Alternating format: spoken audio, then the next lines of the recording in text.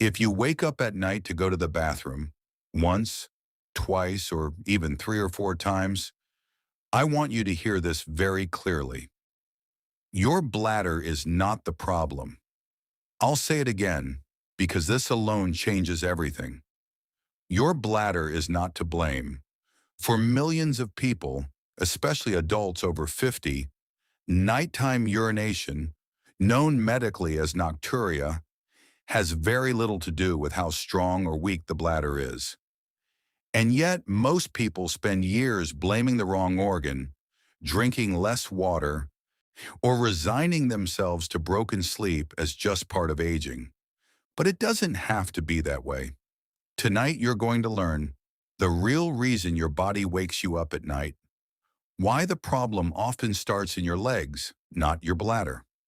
3 simple, safe techniques that help many people reduce nighttime bathroom trips within days. And the warning signs that mean you should not try to fix this on your own. Stay with me until the end. And because the final exercise brings everything together: circulation, breathing, gravity, and the nervous system into one powerful routine that many people describe as life-changing. Right now, yes, right now, as you sit and watch this video, something quiet and invisible is happening inside your body. Fluid is slowly accumulating in your lower legs, ankles, and feet. You don't feel it. You don't notice it. There's no pain. Gravity pulls fluid downward all day long. Blood plasma, lymphatic fluid, and interstitial fluid settle into the lowest parts of your body. This is completely normal, especially if you sit for long periods, stand for long periods, have weaker circulation, are over the age of 50. During the day, your body tolerates this pooling without complaint, but then evening comes. You lie down. Your body becomes horizontal, and suddenly gravity is no longer holding that fluid in your legs. It rushes back into circulation, and this sudden return of fluid flows toward your kidneys. And your kidneys don't negotiate. They don't ask if you want to sleep. They simply do their job. They filter that excess fluid. They turn it into urine, and they send it to your bladder. That's why you wake up at 1:30 a.m., then again at 3:45, and sometimes again before morning. According to research summarized by the National Institutes of Health, in this exact mechanism called nocturnal fluid redistribution is one of the most common and overlooked causes of nocturia in older adults. So no, your bladder isn't failing. It's responding to a flood of fluid that arrives while you're asleep. Many people respond to nighttime urination by drinking less water during the day. This is a mistake. Dehydration actually concentrates urine, irritates the bladder, and increases nighttime urgency. When the Mayo Clinic consistently warns that restricting fluids too aggressively can worsen urinary symptoms and harm kidney function. The goal is not to stop fluid. The goal is to move fluid earlier. And that's exactly what we're going to do. The techniques you're about to see are not extreme. They don't require equipment. They don't require flexibility or fitness. And they are based on basic circulation physiology, lymphatic drainage principles, gravity-assisted fluid return, nervous system regulation. These methods are commonly recommended in modified forms by physical therapists, sleep specialists, and geriatric clinicians. Let's begin. We start gently. This first movement prepares your legs for deeper drainage and activates what doctors often call the second heart, your calf muscles. According to the Cleveland Clinic, when the calf muscles play a critical role in pushing blood and fluid back up toward the heart. When they contract, they compress deep veins and move fluid upward against gravity. Sit in a sturdy chair. Place both feet flat on the floor. Sit tall, shoulders relaxed. Now, Slowly lift both heels off the ground. Feel your calf muscles tighten. Hold for 1 second. Slowly lower your heels back down. That's it. Up, squeeze. Down, move slowly. Control matters more than speed. You do 15 to 20 repetitions. If you feel warmth, that's circulation activating. If you feel mild fatigue, that's normal. If you feel a cramp starting, pause, wiggle your toes, and continue gently. This movement alone helps reduce daytime leg fluid accumulation. But we're just getting started.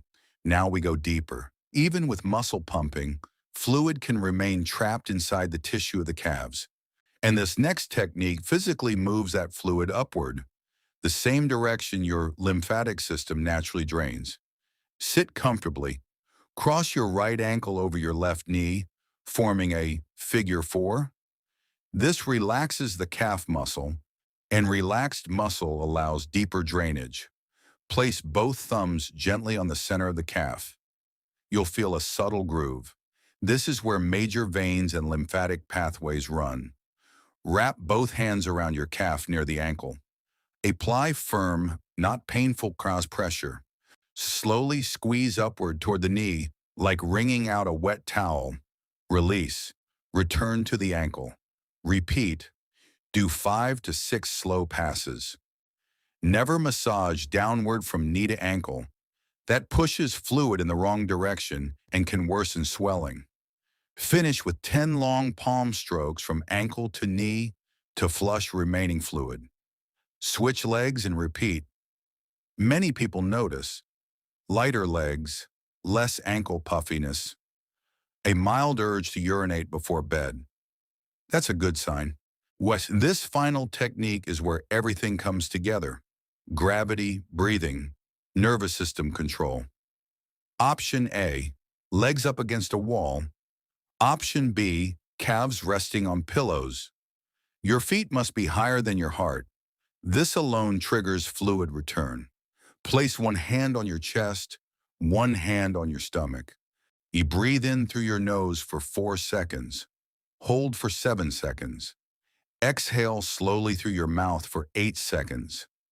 This technique was popularized by Andrew Weil and is supported by research showing its ability to activate the parasympathetic nervous system.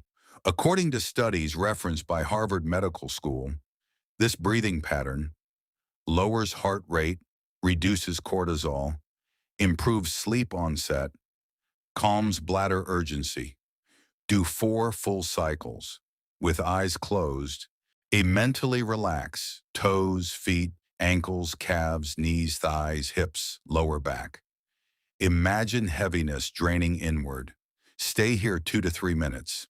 When you stand, do it slowly. Walk to the bathroom. Sit down.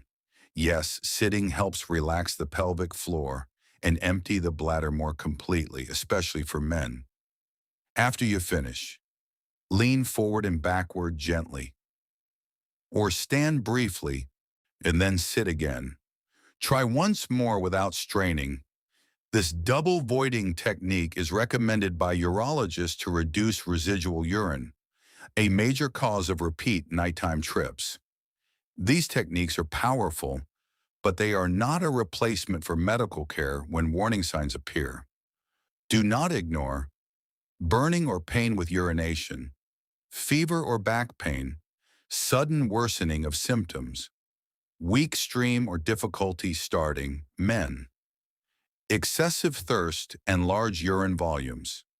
These can signal infections, a prostate enlargement, or metabolic conditions that require evaluation. You are not broken.